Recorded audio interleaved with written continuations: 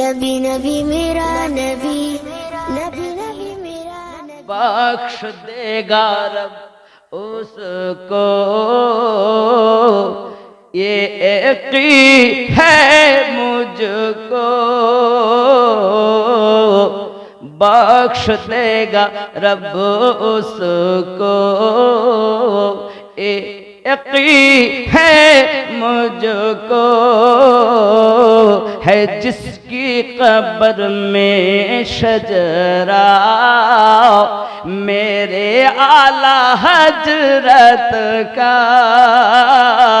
कितना प्यारा है रोज़ा, मेरे आला हजरत का।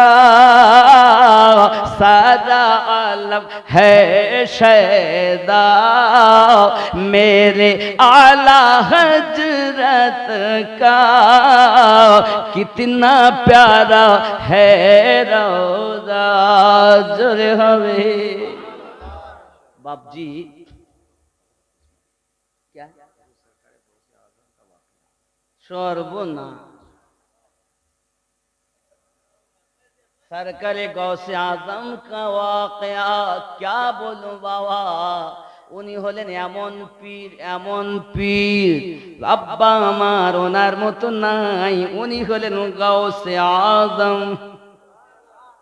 আমরা এমন সুন্দর ভাগ্যবান বাবা, আমরা নবী পেয়েছি তো নবী আজম, মোঝা পেয়েছি ইমামে আজম, পীর পেয়েছি তো গাউসে আজম। ना इनका जवाब है ना उनका जवाब, सब लाजवाब है। सब आमादेर भालो, शुधु आमादेर भितरटाई कालो। अब्बा 500 টাকা দেন তাইলে বলবো, যিনি দিয়ে পাঠিয়েছেন 500 টাকা দেন তাইলে বলবো গৌসে পাকের ওয়াকিয়া। টাকা না দিলে হবে না, আপনি যেমন দাবি করেন আমি করি। সুবহানাল্লাহ, দেখো দেখতে গিয়েছি সুবহানাল্লাহ। কই আছে মাল আছে, কুয়াশায় আটকে গেলে বাপ। সুবহানাল্লাহ माशाल्लाह। गौसे पाक के का क्या बोलबो, गरीब नवाज का भी एक वाकया। क्या नाम है आपका? साहिल अली। अल्लाह देखने को नसीब मिले मदीने की गली। हाय हाय क्या बोलूं। गौसे पाक হলেন আব্বা এবং মায়ের দিক থেকে হাসান হুসাইনি আওলাদ। ইনি এমন পীর, রাস্তা দিয়ে একদিন যাচ্ছেন, জীর্ণ শীর্ণ রোগাকৃষ্ট একজন বৃদ্ধ মানুষ পড়ে রয়েছে। কথা বলতে পারছেন কি যে চিচি চিচি করছে, একদম রোগা কাট কেটে একদম মরি যাবে, হাঁপাত। গৌসে পাক উনি মানে তো দয়া আল্লাহর বন্ধু, যেহেতু উনি গিয়ে হাত লাগিয়েছে। আর হাত লাগানোর সাথে সাথে তার নিঃশ্বাসের সুন্দরভাবে আসা যাওয়া করছে। আস্তে আস্তে শরীরের শরীরটা মোটা হতে লেগেছে। আস্তে আস্তে আস্তে আস্তে সে খাড়া হয়ে দাঁড়িয়েছে। জোরে বলুন। তিনি বলছেন, হুজুর আপনি আমাকে চেনেন না, আমি হলাম ইসলাম ধর্ম। জীর্ণ শীর্ণ শেষ হয়ে যাচ্ছিলাম, আপনার ওসিলাতে আমি পুনরায় জীবন পেয়েছি। आज থেকে আপনার नाम মহিউদ্দিন, दीन को जिंदा करने वाला। जोरे बोले, लक़ब मिल गया उनको। लेकिन बचपने का जमाना था। किसी ने पूछा तुम बड़े होकर महबूब बनोगे या आशिक बनोगे? तुम बड़ो है महबूब हवा ना आशिक हवा? तो बाड़ी गेছেন মাকে জিজ্ঞাসা করছেন, মা আমি বড় হয়ে মেহবুব হব না আশিক হব? আমি সকলের প্রিয় হব না আমি ইশকে নবীতে ফানা হব? কোনটা হব? তো মা তিনি ছিলেন কোরআনের হাফেজা, তিনিও গর্বে শুনে শুনে কোরআনের হাফেজ। মা তো আমাদের মতো সিরিয়াল দেখা মা না, স্বামীর সঙ্গে ঝগড়া করা মা নয়, স্বামী রেখে অন্য জায়গায় কট লাইনে ভালোবাসা করা মা তো না, বাচ্চা রেখে পালিয়ে যাওয়া মা তো না, সে মা কোরআনের হাফেজা। এটা আবার কি 786 192 গজল, বাবা কত ফরমাইশ, আগের থেকে দেয়নি, লাস্টে দিচ্ছে, ওদের নেমে যাবে যাতে না যেতে পারে। গাউসে পাকের আম্মা বলেন, বাবা রাস্তায় যাও, রাস্তায় দেখবে একজন মানুষ আছে আল্লাহ আল্লাহ করে, তার কাছে জিজ্ঞাসা করবে আশিক হবে না মেহবুব হবে। এই জওয়ান যুবকেরা গাউসে পাক চলে গেলেন, গিয়ে দেখছেন একজন পাগল, তার জামা কাপড় ঠিক নাই, রাস্তাতে মাথায় বসে আল্লাহ আল্লাহ আল্লাহ আল্লাহ। এই মার্দে কালান্দার, আমি আব্দুল কাদের বড় হয়ে আশিক হব না মেহবুব হব? উনি বলছেন, আব্দুল কাদের কালকে তোমার প্রশ্নের উত্তর পাবে, কাল আসবে, জোরে বলো। গসে পাক বাড়ি গেলেন, দ্বিতীয় দিন এলেন, ওই তিন রাস্তার মুখে এসে দেখেন মার্দে কালান্দার নাই। পাশে যারা লোক ছিল তাদেরকে জিজ্ঞাসা করে, ও বাবা, এইখানে একজন ফকির মানুষ বসে আল্লাহ আল্লাহ করতেন, তিনি কোথায় গিয়েছেন? বলে, তিনি কোথায় গিয়েছে বলতে হবে না, বরং তো বলো সে কোথায় নয় কোনে গেছে, মানে অশুদ্ধ ভাষা। তিনি বলতে হবে না, সে পার। কি হয়েছে? বলছে সে মারা গেছে। মারা গেছে, যাক মারা যখন গেছে, আচ্ছা কোথায় ওনার মাটি হয়েছে? মাটি মাটি মাটি দেওয়ার মতো উপযুক্ত লোক সে নয়, তবে কোথায়? বলে তারে মাটি দেয়নি যেখানে গরু মারা গেলে, ছাগল মারা গেলে, দুম্বা মারা গেলে আপনার ফেলে দেওয়া হয়, তাকে ভাগাড় বলে। আপনারা কি বলেন? নোংরা জায়গা, গরু ছাগল আগে মরলে সব জায়গায় ফেলতো না, কি বলে সেই জায়গাকে? জঙ্গল। জঙ্গল বলেন, আপনাদের মতো যাতে বোঝেন। ওই জঙ্গলে ফেলা আছে, তার মাটি দেওয়ার মতো উপযুক্ত মানুষ সে নয়, তাকে ফেলে দিয়েছি। দেখো কাক, শকুন, কুত্তা তাকে ছুঁয়ে খাচ্ছে, দেখো গা যাও। মা বলল তার কাছে জিজ্ঞাসা করতে, সে বড় আল্লাহওয়ালা মানুষ, আর ইয়ারা বলতে শগুনে ছুঁয়ে খাচ্ছে, শিয়াল কুকুরি খাচ্ছে, যাও। গসে পাক আপনার কেনা টুকটুক করে গেলেন ওই জঙ্গলের দিকে, যাইয়া দেখেন সত্যি বাবা কাক, শকুন, আপনার শিয়াল কুত্তাতে তার দেহকে কামড়ে কামড়ে ছিঁড়ে খাচ্ছে। বাবা আব্দুল কাদের আমার গসে আজম যখন পৌঁছালেন, ওই কাকগুলো শকুনগুলো চলে যায়। উনি লাশের কাছে গিয়ে বলছেন, আমাকে আসতে বলে ফাঁকি দিয়েছেন, বলুন আমি আব্দুল কাদের বড় হয়ে আশিক হব না মেহবুব হব? ওই লাশ থেকে আওয়াজ আসছে, আব্দুল কাদের আশিক হওয়া বড় শক্ত, মেহবুব হওয়া বড় সহজ। ও বাবা আব্দুল কাদের, আমার দিকে তাকায়া দেখো, আমি একজন আশিক, আল্লাহর নবীর আশিক। আমাকে মানুষ কাফন দেয়নি, দাফন করিনি, জানাজা পড়িনি। হে আব্দুল কাদের চাইয়া দেখ, আমাকে শিয়ালে, কুত্তাতে, শকুনে, কাকে আমার দেহ ছুঁয়ে খাচ্ছে রে বাবা। মেহবুব হওয়া বড় সহজ, আশিক হওয়া বড় কঠিন, ফয়সালা তুমি করো। গাউসে পাক বলেন, মার্দে কালান্দার, আমি আপনার কথা থেকে বুঝতে পারলাম, মেহবুব হওয়া যদি সহজ হয়, মেহবুব তো আমি হব, তবে আশিক হয়ে দেখাবো। যদি কেউ মেহবুব হয়, তার জন্য কি হবে? হুজুর আসেন, কি খাবে? দেশি মুরগি, না পোল্ট্রি, না খাসি, না গরু, না মহিষ, কি খাবেন? কোন জায়গায় বসতে দিলে হয়? একে বলে মেহবুব, আর আশিক কারে বলে? কিছু জোটে না। এরকম মস্ত কালামদার কত দুনিয়ায় আছে বাবা, যাদের বরকতে আমরা দুনিয়ায় বেঁচে আছি। বন্ধুরে, আল্লাহওয়ালাকে চিনলে না তুমি? গাউসে পাক রাদিয়াল্লাহু তাআলা আনহু এবার চললেন মাদ্রাসায় পড়াশোনা করলেন, পড়াশোনার কাজ সমাধা করলেন, সমাধা করার পরে গাউসে পাক চললেন বাবা বাগদাদ থেকে, মাদ্রাসা নিজামিয়া থেকে চলেছেন আপনার বাগদাদ থেকে দূরে এক জঙ্গলে, জঙ্গলের ভিতরে আল্লাহ আল্লাহ করে কাটিয়েছেন, আল্লাহতে ফানা হয়ে গেছেন। যুবক আমার, গাউসে পাকের হালাত এমন বাবা, উনি আর উঠে দাঁড়াতে পারেন না, উনি বসতে পারেন না। ওনার মা উম্মুল খায়র ফাতেমা একজনকে পাঠিয়ে দিয়েছে, এ বাবা, আমার আব্দুল কাদেরকে যদি পাও, এই টাকাগুলো তাকে দেবে, এই খাবারগুলো তাকে দেবে।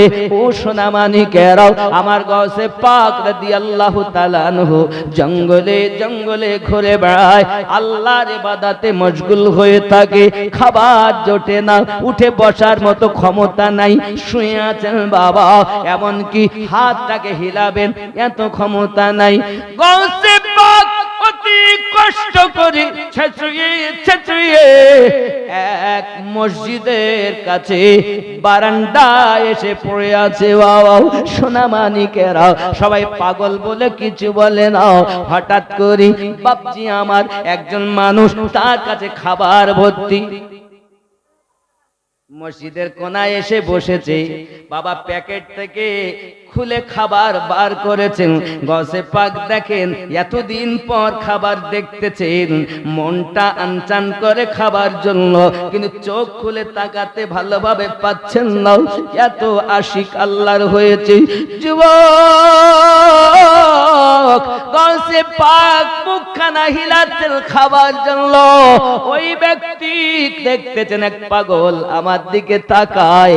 এমন সমাধি আপনার ভাব দেখে কাছে এসেছেন, কি ব্যাপার বাবা, পাগল মানুষ, বাবা আপনার এমন হালাত কেন? আপনি কি খাবেন নাকি? বলে খেতে তো চাই, এ খাবার আমারও নয় আপনারও নয়, আপনি খেতে পারেন। গাউসে পাক বলেন, আমার নয় আপনারও নয়, খাবো, এ কেমন কথা বুঝলাম না। সঙ্গে সঙ্গে বলছেন, আমার বাড়ি হলো বাগদাদে। বাগদাদের নাম শুনে আমার গাউসে পাক লাফ মেরে উঠেছেন। হ্যাঁ বাবা, বাগদাদে আমাদের ওখানে একটি মা বাস করে, বাগদাদে যদি পানি বর্ষণ না হয়, ওই মায়ের ওসিলা দিয়ে যদি আল্লাহর কাছে দোয়া করি, সঙ্গে সঙ্গে আল্লাহ আকাশ থেকে পানি বর্ষণ করে দেয়। বাবা ওই খাতুন আমাকে বলেছেন, বাবা রে, আমার ছেলে বহুদিন হলো মাদ্রাসায় গিয়েছে, আমার ছেলে পড়াশোনা করে, ওখান থেকে আর বাড়ি আসেনি রে বাবা। আমার ছেলে আব্দুল কাদেরকে যদি পাও, আমার পক্ষ থেকে এই টাকাগুলো পাঠিয়ে দিবে, জানিয়ে দিবি তার মা পাঠিয়েছে।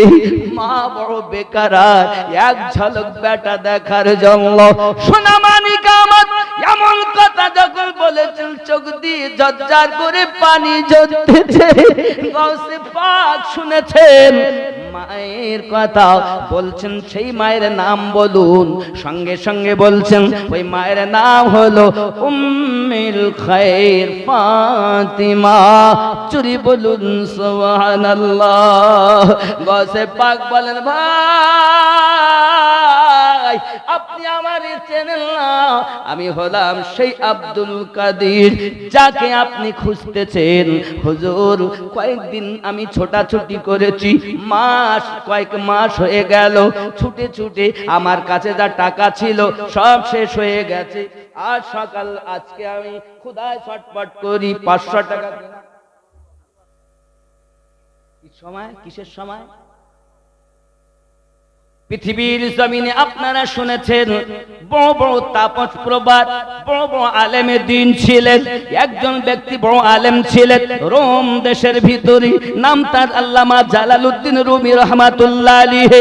বিদ্যার গৌরব অনেক, ওয়ার্ল্ডের মধ্যে ওনার মতো মুফতি নাই।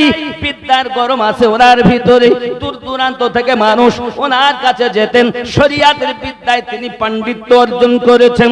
যুবক আমার, এমন সমাজে একজন পাগল মহিলা কুচলা তার কাপড় চোপড় ওনার দরবারে উপস্থিত হয়েছেন। হঠাৎ উপস্থিত হওয়ার পরে আপনার কিনা পৌঁছি জিজ্ঞাসা করতেছেন, এগুলো কি? হাদিস, কোরআন, ফিকহ, তাফসীর সব দেখে এগুলো কি একটু বলেন। সঙ্গে সঙ্গে বলছেন, তু না দানি, এগুলো কি আপনি বুঝবেন না?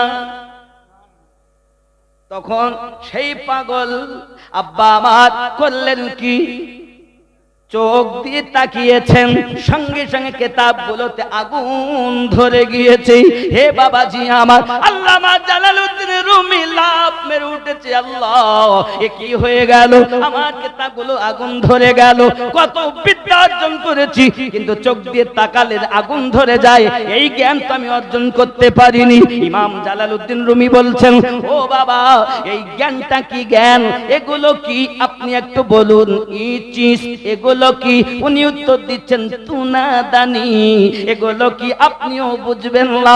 ইমাম জালালউদ্দিন রুমি বলেন, হুজুর, আমার ইচ্ছা ওই জ্ঞান অর্জন করতে চাই। সঙ্গে সঙ্গে উনি ডাক দিয়ে বলছেন, শামসেদ তাবরিজি হুজুর রাহমাতুল্লাহ আলাইহি বলছেন, বাবা জালালউদ্দিন রুমি, যদি তুমি এই জ্ঞান অর্জন করতে চাও, দুনিয়ার ইলমে শরিয়াত গুলোকে দূরে সরিয়ে দাও। তোমার ভিতরে চারটি জিনিস দিয়ে আল্লাহর ইবাদত করতে হবে। শরিয়াত, মারিফাত, তরিকত, হকিকত, চারটি মিলে হবে মহান আল্লাহর ইবাদত। শরিয়াতের জ্ঞানের কথা বলতেছেন বাবা। আল্লাহর কোরআনকে যিনি এক মাসে মুখস্থ করেছিলেন, তিনি হলেন সরকারে আলা হযরত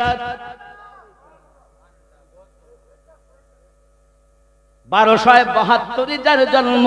হে বাবাজি আমার, তিনি হলেন সরকারে আলা হযরত। এই সোনা মানিকেরা আমার, এতটুকুই নয়, যিনি 8 বছর বয়সে নুহুর উপরে সারা লিখেছেন পাদর টিকা, তিনি হলেন আলা হযরত। আজ যার কনফারেন্স করছেন, তিনি কোরআনকে মুখস্থ করেছেন এক মাসে। সকালবেলা এক পারা তেলাওয়াত করেছেন, সন্ধ্যাবেলায় তারাবির নামাজ শুনিয়েছেন। হ্যাঁ, কই আইসা মাইকা লাল। আজ আমরা আলা হযরত কনফারেন্স করি, এক শ্রেণীর লোক বলে এরা সব পাগলা হয়ে গেছে। ঘরে ঘরে আলা হযরতের কনফারেন্স করা আমাদের প্রয়োজন। মানুষ রাসূলের ইশক বুঝবে, মানুষ নবীর শান বুঝবে। আব্বাজি আমার, সোনামানিকেরা, শুধু এতটুকুই নয়, সরকারে আলা হযরত তিনি এক মাসে কোরআন মাজিদকে মুখস্থ করেছেন। কোন কোরআন?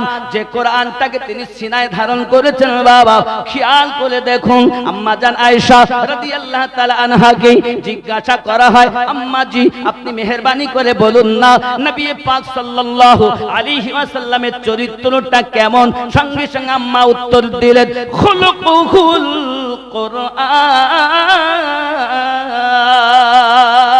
আল্লাহ পাকের কোরআনটাই হলো আমার নবী পাকের জীবন বিধান। এক কোরআন কথা বলে না, কাগজের লেখা, আর এক কোরআন কথা বলে, তিনি আমাদের নবী।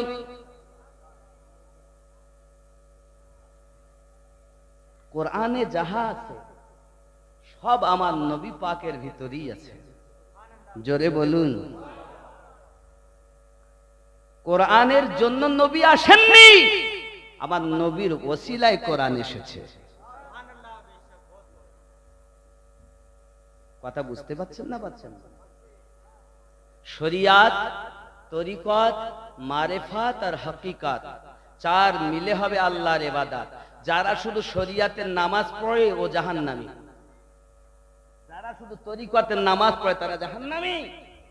যারা চারটি ভাবে মহান স্রষ্টার ইবাদত করে সেই ইবাদত তার জন্য জান্নাতের যাওয়ার জন্য জারিয়া হয়ে যাবে। ওই ইবাদতে গিয়ে আল্লাহর দিদার হয়। নামাজ যে মিরাজ, কাদের জন্য? সবার জন্য। এ বক্তব্য এখন নাই, এখানকার ওয়াজ নাই, শুধু ওপরের ওয়াজ, ভিতরের ওয়াজ কম। কি বলেন? নিজের বাপের নিজের মায়ের জানাজা সন্তান পড়াবে, ইমামের হক নাই। ইমামের হক তো চারজনের পর, আগে হক তো তার সন্তানের। সন্তানটাকে আমরা দেইনি মাদ্রাসায় পড়তে। আমি বলিনি আলেম হওয়া ফরজ নয়, মুফতি হওয়া ফরজ নয়। ওয়ারাত্তিলিল কোরআন তারতিলা, তাজবিদ সহকারে তেলাওয়াত করা, শিক্ষা অর্জন করা, হারাম হালাল প্রয়োজনীয় বিষয়গুলো আপনার জানা, নামাজের যে নিয়ম বিধানগুলো আছে উপযুক্ত, এগুলোই অর্জন করা আপনার জন্য ফরজ। কি নর কি নারী, সন্তান নামাজ পড়াবে। আমার বাপ মারা গেল, মানে মাওলানা সাহেবের যদি আব্বা ইন্তেকাল করেন, তা উনি যেভাবে দোয়া করবেন, জানাজার মাঠে গিয়ে যেভাবে দোয়াগুলো পড়বেন, আমার কি অন্তরটা সেইভাবে কাঁদবে? কাঁদবে? সন্তান পড়াবে। পীর সাহেবের অধিকার নাই, সন্তানের অধিকার।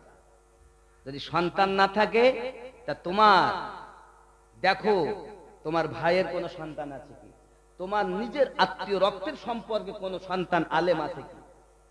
যদি সে না থাকে, তোমার পড়োশি কেউ আছে কি, তোমার আত্মীয়ের মধ্যে কেউ আছে কি? যদি তা না থাকে, তখন ইমামকে খোঁজো, তখন ইমামকে খোঁজো। আব্বা আমার, আজ আমার বাপের জানাজা আমি পড়াতে পারলাম না, আমার মতো বদনসিব আর আছে? জবান যুবক আমার সোনা মানিকের, যদি মানুষ আল্লাহওয়ালার পিছনে জানাজার নামাজ পড়ে, আল্লাহওয়ালার বরকতে জানাজা পড়নেওয়ালা জান্নাতি হয়।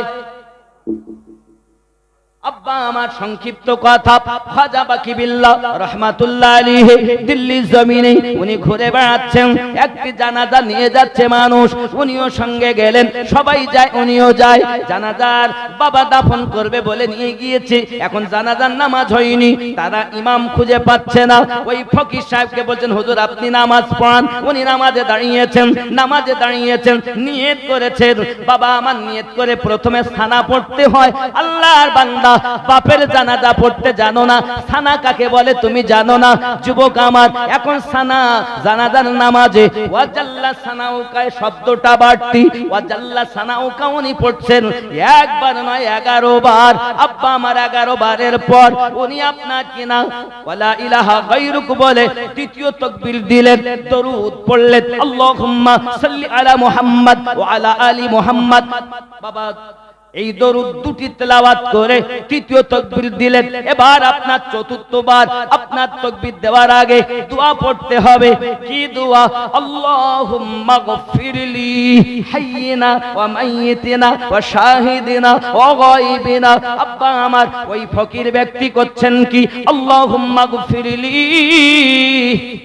একবার নয় 11 বার। মুক্তাদি যারা বলছে কি ব্যাপার আবার ভুলে গেল, আগে একবার ভুলেছে নিজে নিজে ঠিক, আবার ভুলেছে, ওরা তো কেউ ভালো জানে না যে বলে। দ্বিতীয়বার যখন আবার উনি ঠিক করে নিলেন, জানাজা হয়ে গেল, সালাম ফিরিয়ে দিলেন, দোয়া কমপ্লিট হয়ে গেল। হুজুর দয়া করে বলবেন, আপনি মনে হয় না যে ভুলে গেছেন, তো একই শব্দ বারবার বললেন কেন? তিনি বলছেন, বাবা প্রথম যখন জানাজা শুরু করেছি, আমি চাইয়া দেখি মৃত ব্যক্তির লাশ, গুনাহগার ব্যক্তি। আল্লাহকে বলি, আল্লাহ যত সময় তার মাফ না হবে দ্বিতীয় তাকবীর বলবো না। আমার আল্লাহ পাক বলেন, আমার বন্ধু তুমি তাকবীর বলো, আমি মৃত ব্যক্তিকে মাফ করে দিলাম। হুজুর দ্বিতীয়বার এমন কেন হলো? তিনি ডাক দিয়ে বললেন, তৃতীয় আমি যখন চতুর্থবার তাকবীর দেওয়ার আগে, মানে তৃতীয়বার তাকবীর দিয়ে চতুর্থ তাকবীরের আগে দোয়া পড়তে গিয়েছি, আল্লাহুম্মা গফিরলি, আল্লাহ আপনি maaf করে দিন। পিছনে মুক্তাদির দিকে খেয়াল করি, মুক্তাদি সবাই আমার গুনাহগার। আমার আল্লাহকে বলি, আল্লাহ আমার পিছনে যারা ইক্তেদা করে দাঁড়িয়েছে তাদের যদি maaf না করো, আমি আগে দোয়া বাড়াবো না। আল্লাহ পাক বলেন, খাজা বাকি বিল্লাহ, চিন্তা নাই, আমি maaf করে দিলাম। ইমামে রব্বানির পীর তিনি। আব্বাজি আমার, এখন মৃত ব্যক্তির জানাজার নামাজ হলো। জানাজার নামাজের পরে কবরে নিয়ে গেল, কি বলছে? বিসমিল্লাহি ওয়া আলা মিল্লাতি রাসূলিল্লাহি, আল্লাহর নামে নবীর দলে তোমাকে রেখে গেলাম। এত বড় চিটিং বাজ, জীবনে নবীর দরুদ পড়তে চাইনি, জীবনে নবীর দরুদ সালাম পড়তে চাইনি, জীবনে নবীকে হাজির নাজির মানিনি, জীবনে নবীকে গায়েব দা মানিনি। মরার পরে আমার নবীর দলে তোমাকে রাখবে কেমন করে? বিসমিল্লাহি ওয়া আলা মিল্লাতি রাসূলিল্লাহি, আল্লাহর নামে নবীর দলে তোমায় রেখে গেলাম। ও যুবকেরা, আমি আপনাদের বোঝাতে চাচ্ছি বাবা এতটুকু কথা, নবী নিয়ে আপনার ভিতরে কত না দ্বন্দ্ব, নবী নিয়ে আপনার মনে কত না হিংসা। পৃথিবীর মানুষ যখন আমার নবীর শান মানে আঘাত করেছে, আমার নবী পাকের জ্ঞানকে চতুষ্পদ জন্তুর সমতুল্য বলেছে, আমার নবী পাকের জ্ঞানকে নিয়ে যখন সিনেমিনি খেলেছে, আব্বা আমার তখন সাউদা গেরানের মাটিতে নাকি আলীর বেটা সাউদা গেরানের জন্ম নিয়ে মানুষের ভিতরে আমার নবীর শান কুটে কুটে ভরে দিয়েছে। এই জন্য আজ আমরা আলা হযরত কনফারেন্স করেছি, ঠিক নেই? নবীর দলে সরে চোর কোথাকার, সারা জীবন তুই নবীকে চিনলি না, মরার পর নবীর দলে। সালাম দেওয়া কি? হুজুর বলছিলেন সালাম দেওয়া সুন্নাত, উত্তর দেওয়া ওয়াজিব। আচ্ছা, আমরা যখন নামাজে গিয়ে নবীকে সালাম দেই না, আসসালামু আলাইকা আইয়ুহান নবী বলি না? তাহলে সালাম দিলাম, উত্তর যদি নবী না দেন তো নবী গুনাহগার হচ্ছে। ইসলাম শরিয়াতে 4টি স্তর বলা হয়েছে। প্রথম হলো ফরজ, তারপর হলো ওয়াজিব, ফরজের একটু নিচে, তারপর হলো সুন্নাতে মুআক্কেদা, তারপরে স্টেজ হলো সুন্নাতে গায়ের মুআক্কেদা, তারপরে হলো মুস্তাহাব। তাই তো নাকি? হুজুরা কি বলেন? এই তো আলেম ওলামাগণ আছেন, আমি ভুল বলছি? এটাই তো স্তর।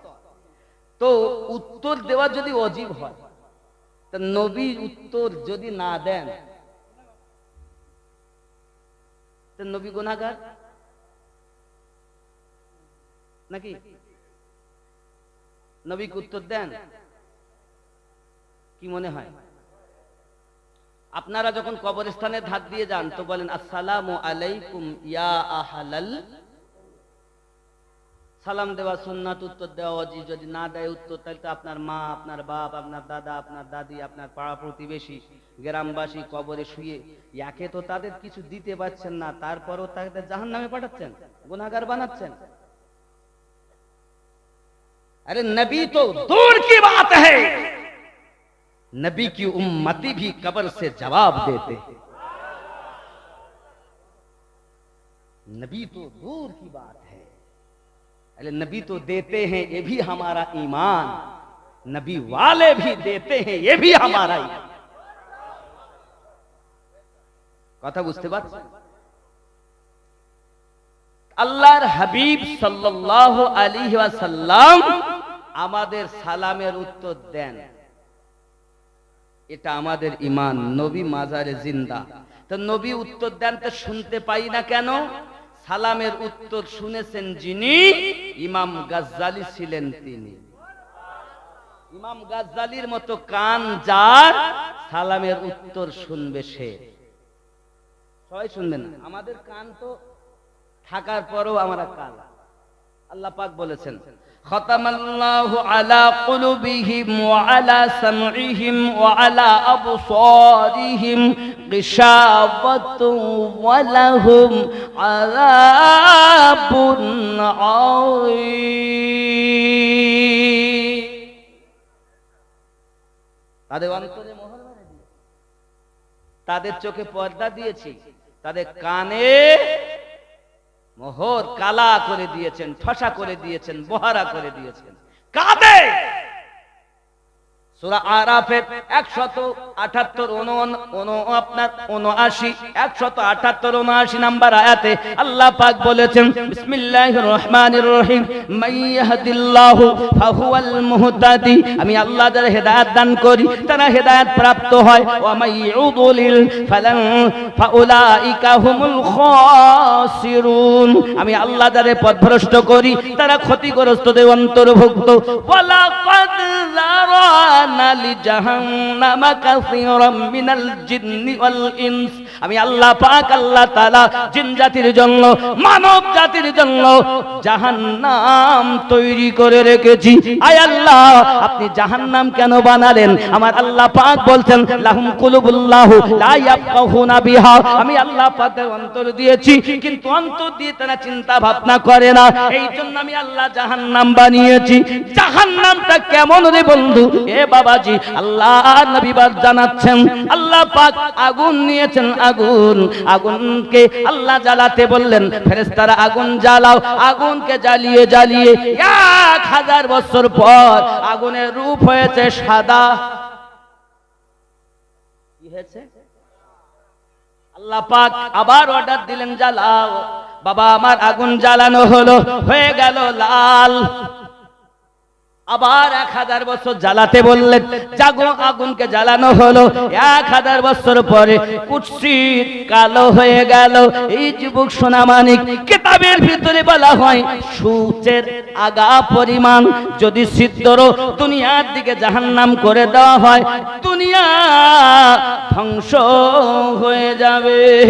এ বাবাজি, এতটুকুই নয়, কিতাবে বলা হয়েছে জাহান্নামী মানুষদেরকে যেভাবে কষ্ট দেওয়া হয়, তাদের পরিহিত পোশাকের কোন একটি টুকরো এনে যদি পৃথিবীর সবচেয়ে উঁচু পাহাড়ের উপর রাখা হয়, তার দুর্গন্ধে পৃথিবীর মানুষ মারা যাবে। এর নাম হলো জাহান্নাম। আব্বা আমার সোনামানিকেরা, খুব খেয়াল করতে হবে।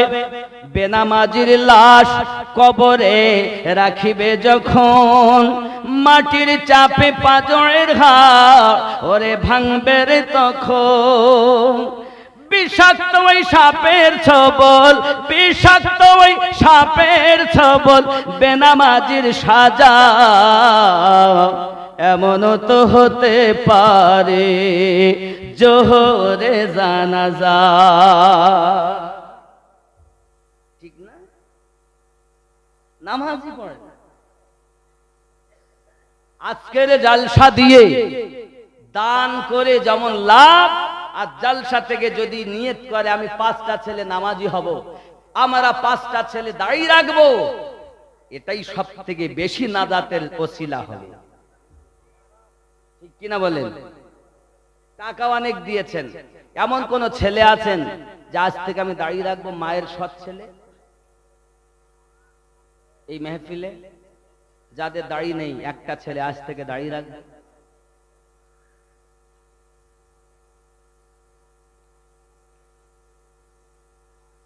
কি হবে?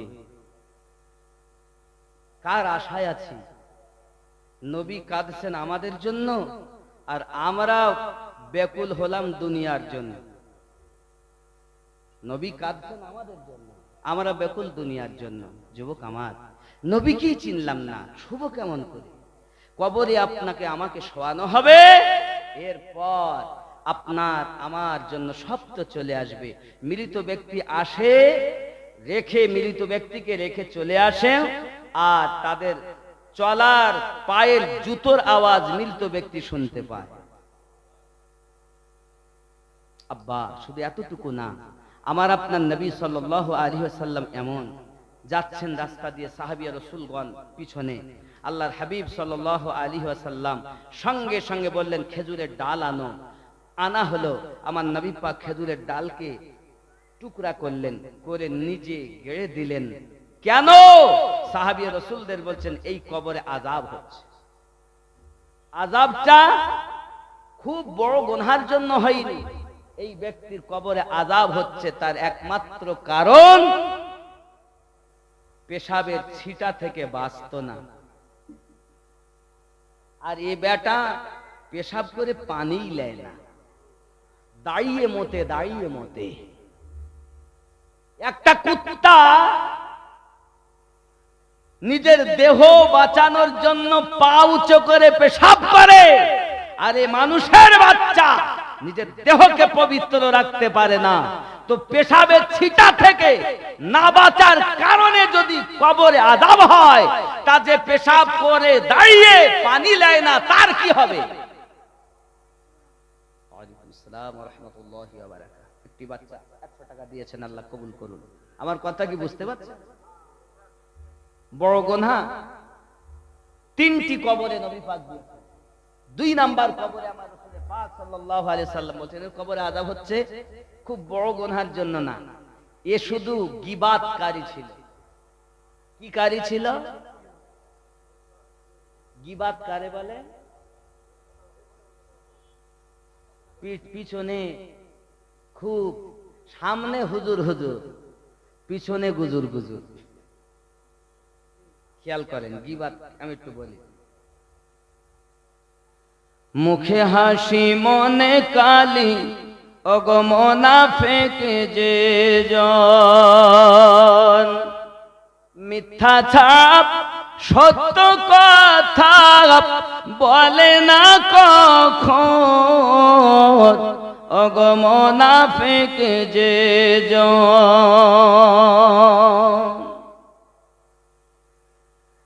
মুনাফিকের চক্র অতি যেন ভাঙন ধরা নদীর গতি রে। মুনাফিকের চক্র অতি যেন ভাঙন ধরা নদীর গতি। শয়তান হতে কঠিন অতি মুনাফিকের মন, ওগো মুনাফিক যে জন। পিছে গীবাত করে যত, সামনে এলে কাঁদে তত রে।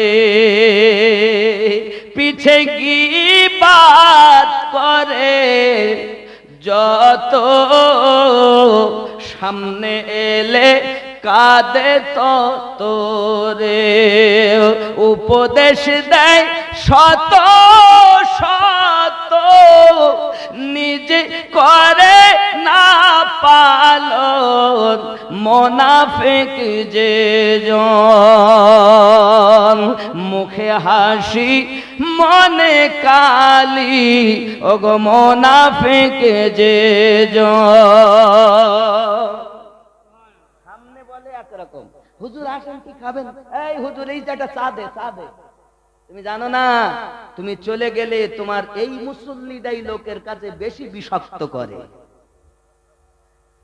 সামনে গেলে শুধু বলে এই হুজুর এই চা দে, আমাদের ইমাম এই চা দে, এই মাদ্রাসার শিক্ষক মুফতি সাহেব শিক্ষিরে বসতে দে। তুমি জানো না এই হলো তোমার আসল দুশমন। ও মেম্বার, তোমার সামনে এসে বলে এই আমার মেম্বার এসে এইটা কর ওইটা কর, তুমি জানো না ওই তোমার বিচ মারে পিছনে। এ হলো মুনাফিক। আরো বলছেন আমার হুজুর ওয়াহারি, হ্যাঁ পৃথিবীতে আমরা যদি একটু বিচার করি, সূরা মুনাফিকুন 11টি আয়াত আল্লাহ নাযিল করেছেন কোরআন শরীফে। একটু খুলে দেখবেন মুনাফিকের যে নমুনা।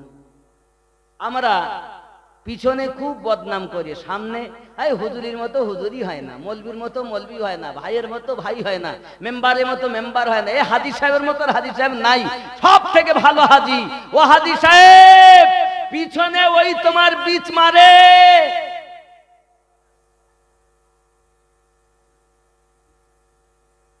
এটা বুঝে নিতে, যে তোমায় সামনে প্রশংসা করে হলো বদমাইশ। ও দেখাচ্ছে 16 আনা, কিন্তু পিছনে পুরা উল্টা রূপ। যে আপনাকে ভালোবাসে সে কখন ওই রূপ ভাবে বলবে না, আপনি তো বুঝিয়ে নেবেন তার চলাফেরা ওঠা দেখে যে আসলেই সে আমার ভক্ত। প্রেমের বহির প্রকাশ হয়, প্রেম দেখা যায় না। প্রেমের বহির প্রকাশ হয়, প্রেম দেখা যায় না। এই প্রেম কথা বলতে গিয়ে আমার বলতে একটা কথা মনে পড়ে গেল। সরকারে আলা হযরত যখন মানে আপনার চলে গেলেন মদিনায় হজ করার জন্য, তখন একজন শায়ের সুন্দর করে কবিতা লিখতেছেন। কবিতা তো কবিতার প্রথম লাইন লিখতেছেন, ওই রওজার সম্মুখে একটা গাছ ছিল, খেজুরের গাছ। তো লিখতেছেন, দারख्त खड़े हैं गुंबद शाहे वाला के सामने।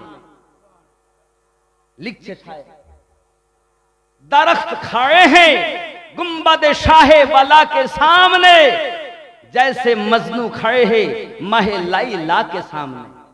সরকারে আলা হযরত বলছেন, প্রথম লাইন ঠিক ছিল, দ্বিতীয় লাইন ঠিক না। তাহলে হুজুর তাহলে কি হবে? শ্রী ফরহাদকে ভালোবেসেছে।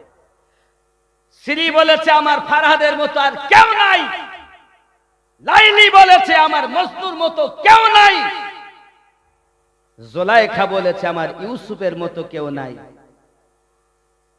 জুলাইখা যার প্রেমে পাগল তার নাম ইউসুফ আলাইহিস সালাম, আর ইউসুফের রব যার প্রেমে পাগল তিনি আমাদের নবী সাল্লাল্লাহু আলাইহি সাল্লাম। ভালো করে বুঝবেন।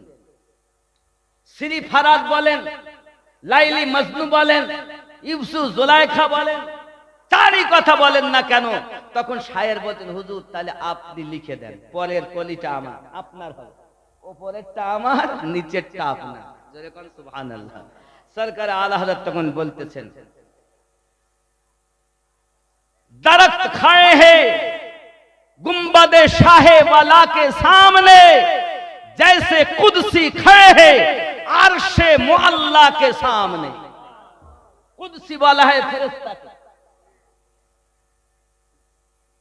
तो कवि আমার আলা হযরতের কালামকে নিজে শিক্ষা মনে করলেন। জোরে বলেন, কত বড়, কত জ্ঞান আমার আলা হযরত। ये ज्ञान আপনি তো আমি আলা হযরতকে চিনেছি শুধু কাফেরের ফতোয়া দেওয়া, আর কোন পানির কত রকম ভাগ, এই পানিকে বিশ্লেষণ করে 330 প্রকারের পানি আমার সরকারে আলা হযরত ভাগ করেছে। তার মধ্যে 187 প্রকার মাটি, এই যে মাটিকে ভাগ করেছেন সরকারে আলা হযরত করে, তিনি বলেছেন 330 প্রকারের মাটি, তার থেকে 187 প্রকারের মাটি থেকে তায়াম্মুম জায়েজ, বাকি মাটি থেকে জায়েজ না। আপনি আলা হযরতকে চিনেছেন তখন যখন কাফেরের ফতোয়া দিয়েছে, আপনি সেই সময় ব্যবহার করেছেন, কিন্তু তার জ্ঞান আপনার এই ক্ষুদ্র ব্রেনে আসবে। তিনি কেমন ছিলেন? তিনি চেষ্টা করছেন আমি যাব মুরিদ হব, তো উনি স্বপ্নের মাধ্যমে দেখলেন পীর তো সবাই পাবে কিন্তু আলে রসুল সবাই পাবে না। ভালো করে বুঝে নেন, জাহান্নামের কথা তো শুনবেন, কনফারেন্স করছে তার কথা শোনেন। এখন উনি পীর খুল দেখলেন, মেহরা রাবি আলে রসুল আছেন, সৈয়দ জাদা আছেন, উনি বাড়ি থেকে বেরিয়েছেন, সুবহানাল্লাহ। এখন পীর সৈয়দ মেহরা রাবি হুজুর রহমাতুল্লাহ আলাইহি তিনি সরকারে আলা হযরতের জন্য বাইরে দাঁড়িয়ে আছেন। মুরিদেরা জিজ্ঞাসা করতেন, হুজুর আপনি বাইরে দাঁড়িয়ে আছেন কেন? তা সৈয়দ মেহরাবি বলছেন আমি নবীর খুশবু পাচ্ছি।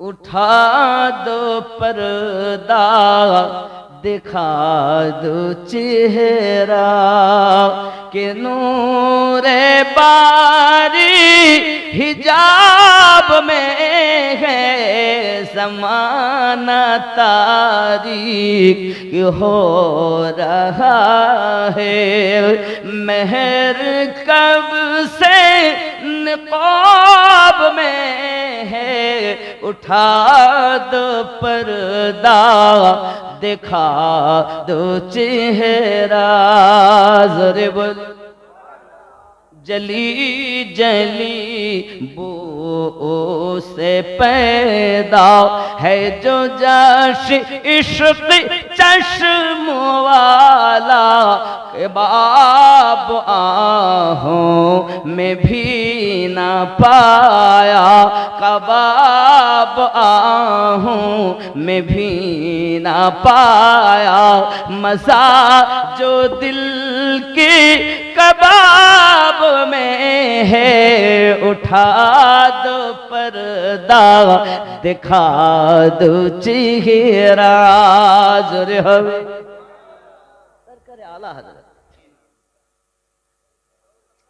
দুই কাঁধেতে চেপে আসেন হুসাইন ও হাসান ধীরে ধীরে চলেন নবী কারবালার ময়দান জোরে হবে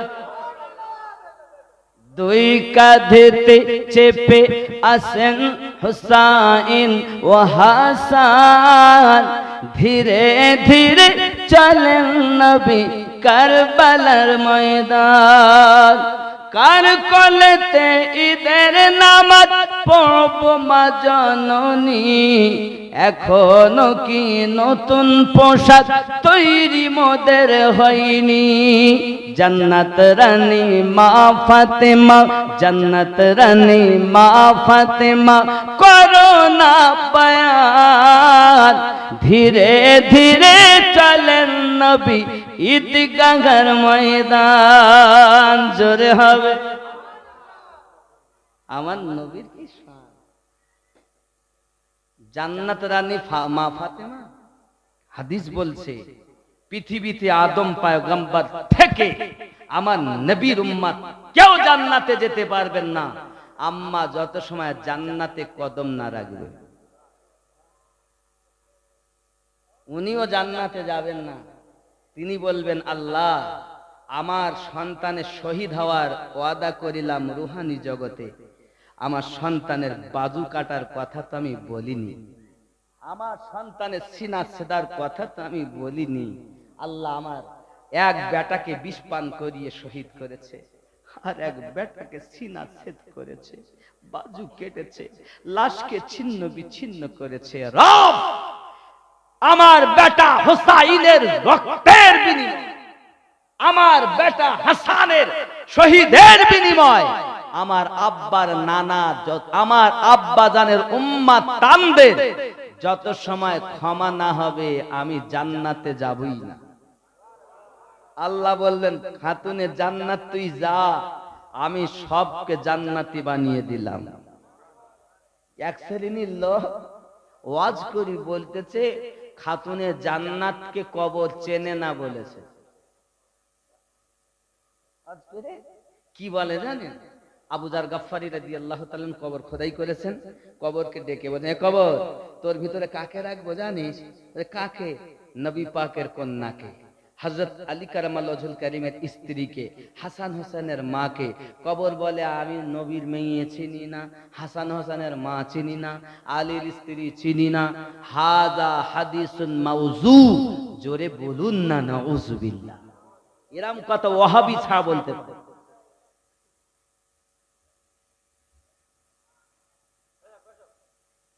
এই দুনিয়ায় আপনারা যে বসে আছেন এ মাটি আল্লাহ পাক খাতুনে জান্নাতের বিয়েতে ওয়াকফ করেছিলেন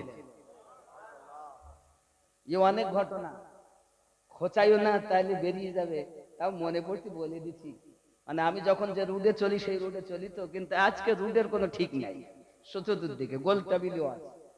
কথা বুঝেছেন?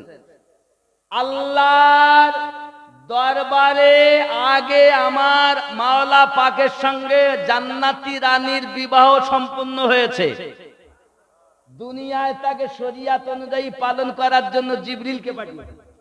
এখন আগে এসে বলেন হুজুর আগে তো হয়ে গেছে, আমার নবী বলছেন তা বিয়ে পড়ালো কে, পাত্রীর মালিক হলো কে, গার্জেন কে হলো? তো জিবরিল আমিন বলছেন আল্লাহ পাক হয়েছেন আপনার কন্যার পক্ষ থেকে মালিক। তা মালিক হলে তো কিছু নজর দেওয়া লাগে। নজর কি দিয়েছে? আল্লাহ পাক খাতুনে জান্নাতের বিয়ে মাওলা আলীর সঙ্গে দিয়েছেন, আর খাতুনে জান্নাতের জন্য তামাম দুনিয়া সাত আসমান জমিনকে ওয়াকাফ করে দিয়েছেন। ये जमीन तेरी बाप की जागीर नहीं, रब करीम की दी हुई वकाफ की हुई जमीन है। সেই মাটি চেনে না খাতুনে জান্নাতকে? তোমার মা জান্নাতে যাবে, আর রাসূলে করিমের কলিজার টুকরা জিগার পারা ওনাকে কবর চেনে না। একবার বলতে তোমার বুক কাঁপলো না? তুমি আবার মুসলমান বলো? ঈমান আকীদা ঠিক করো। এই মাসলাক আমরা আলা হযরত কনফারেন্স থেকে এই বার্তা দিতে চাই, ঈমান ওয়ালাই জান্নাতি, আমল ওয়ালা না। ঈমান ওয়ালাই জান্নাতি, ঈমান বিহীন আমলের মূল্যই নাই। যদি বলেন হুজুর কেমনে, তো একটা যুক্তি দেই। মনে করুন ইসলামের স্তম্ভ 5টি সহিহ বুখারীর হাদিস আমি পাঠ করেছি, যেটা প্রথম নাম্বারই হলো কালেমা, নাকি কালেমা। এখন কালেমা আপনি যখন পড়ে নিলেন আপনি ইমানদার হলেন, 1 নাম্বার সংখ্যা যোগে গেল। 2 নাম্বারে নামাজ, এই নামাজ যখন আপনি পড়লেন তো একটা সৈন্য লেগে গেল, তাহলে একের পিঠে সৈন্য কত? যাকাত দিলেন আর একটা সৈন্য কত হলো? হজ করলেন আর একটা সৈন্য কত হলো? 10,000 হয়নি? 1,000 হয়েছে, 1,000 হয়েছে। আর রমজানে রোজা রাখলেন আর একটা সৈন্য দিলে কত হলো? 10,000। রাস্তায় চলে যাচ্ছেন, যেতে যেতে যেতে যেতে একটা কাঁটা পড়ে আছে, পাথর পড়ে আছে, লোকের চলতে অসুবিধা হবে, পাথরটাকে আপনি সরিয়ে দিলেন মানুষের সুবিধার জন্য, আর একটা সৈন্য লেগে গেল, কত হলো? 1 লাখ। আচ্ছা, আপনার ডাইনে সৈন্য কিন্তু 100টা, একটাও সংখ্যা নেই। সংখ্যাবিহীন সৈন্যর কোনো দাম আছে? যেমন সংখ্যাবিহীন সৈন্যর কোনো দাম থাকে না, তদ্রূপ ঈমানবিহীন আমলের কোনো মূল্য থাকে না। কথা বুঝতে পারেন? ঈমান আগে, আমল পরে। যদি আপনি বলেন হুজুর এটা যুক্তিতে মানবো না, কোরআনের দলিল দেন, তাহলে কোরআন খুলতে হবে। 49 নাম্বার সূরা, সূরাটির নাম সূরা হুজুরাত, আয়াত নাম্বার 14। আল্লাহ পাক বলেন ক্বালাতিল আ'রাবু আমান্না, আরবের কিছু মানুষ এসে বলল আমরা ঈমান নিয়ে এসেছি।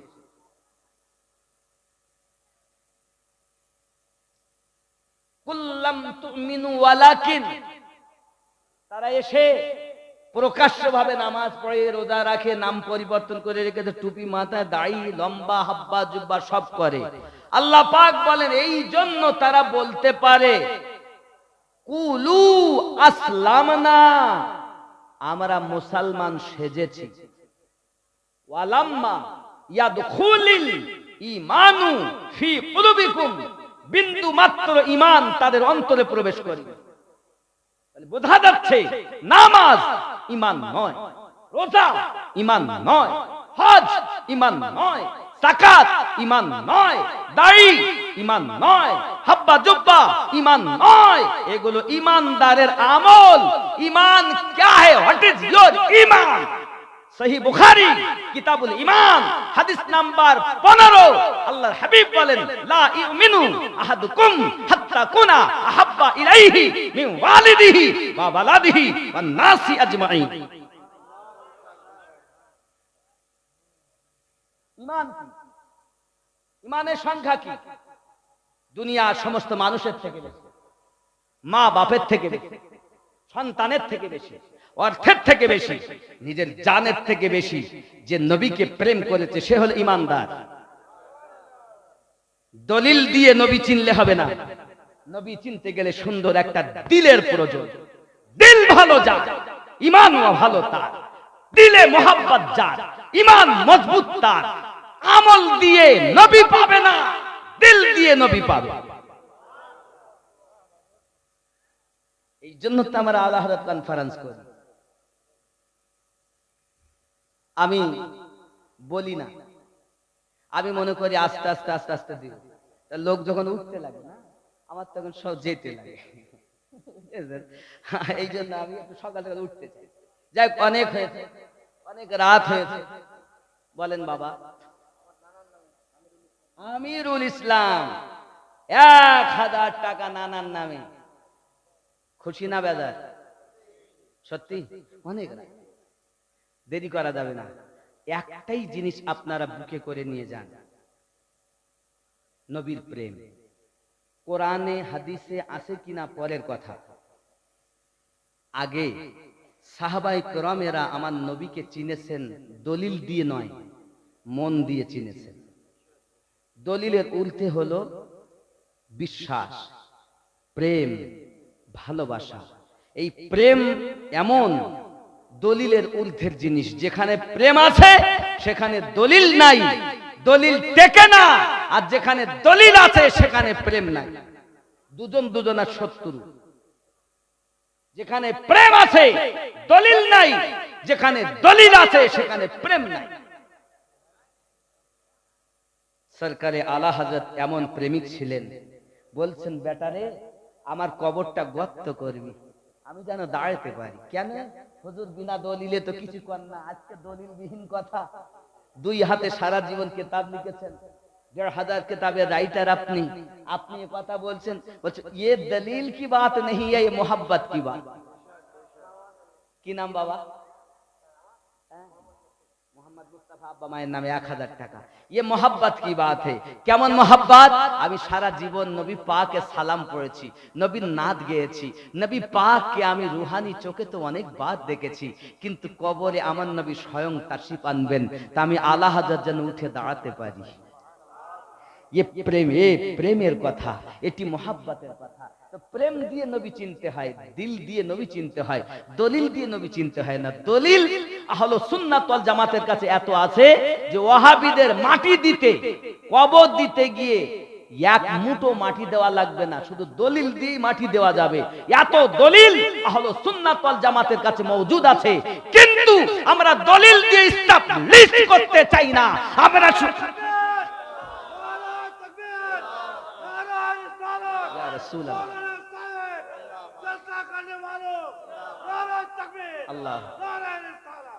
আমরা দলিল দিয়ে আমার নবীকে এস্টাবলিশ করতে চাই না। আমরা সুন্দর প্রেম দিয়ে, সুন্দর মন দিয়ে নবীকে চেনার আবদার করতে চাই। ये আলা হযরত কনফারেন্স থেকে এটাই আপনাদের কাছে বার্তা। মোহাব্বত বিলি, মোহাব্বত বাটুন। আল্লাহর নবী বলেন কত সুন্দর, সারা জীবন প্রেম বিলায়ে ওরে গেলেন তবু আঘাত সয়ে রে, আমরা তাঘাত উম্মত হয়ে কেন হলাম মন মরা, হিংসা দিয়ে হিংসুকের মন ওগো যায় না জয় করা। প্রেম পরশে জয় করিলেন, প্রেমিক হয়ে এলেন যারা, ওগো যায় না জয় করা। ইয়া নবী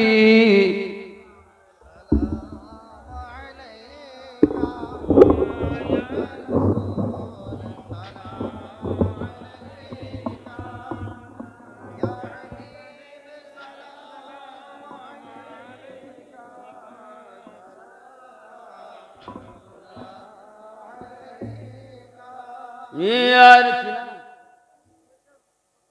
একজন দিয়েছে, কি নাম বললে? মাহিনুর নিসা। কত আছে? 1000। 1000 টাকা দোয়া হবে ইনশাআল্লাহ, ইনশাআল্লাহ। ইয়া রাসূলুল্লাহ জাকানি के वक्त आना, चेहरे अनवर दिखाना, कलमा तैयबा पढ़ाना, हमको ईमान पर उठाना। या नबी सलाम आया नबी मेरा नबी